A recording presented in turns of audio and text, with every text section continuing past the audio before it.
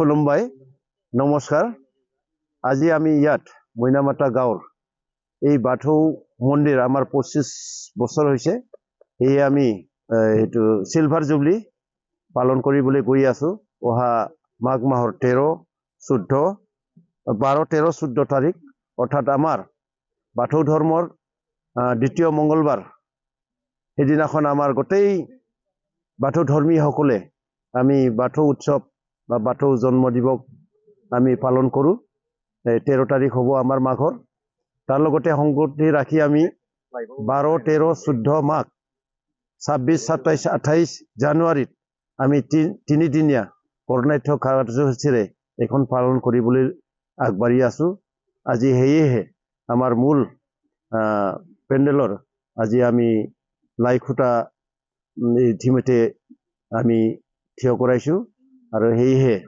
সকলো ৰাইজক আমাৰ এই যি আমাৰ বাথৌ ধৰ্মৰ গোটেই খাৰিজা বিজনেৰ তথা আমাৰ বাথৌ ধৰ্মৰ নিয়ম নীতিৰে আমি এই তিনিদিন কাৰ্যসূচী আমি পালন কৰিম তাত আমাৰ 13 তাৰিখ আমাৰ মঞ্চ অন্যান্য উদ্বোধন কৰিম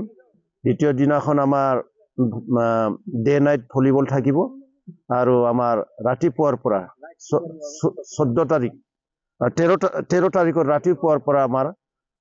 বাথৌ ধৰ্মৰ ধৰ্মীয় অনুষ্ঠান আমি প্ৰাৰ্থনা তথা আৰজ আমি ৰাখিম আৰু ঠিক তেনেকৈ 27 তাৰিখে আমাৰ মুকলি সভা হ'ব এই মুকলি সভাত আমাৰ অতিথিসকল আহিব আৰু তাৰ লগতে আমি আমাৰ মাননীয়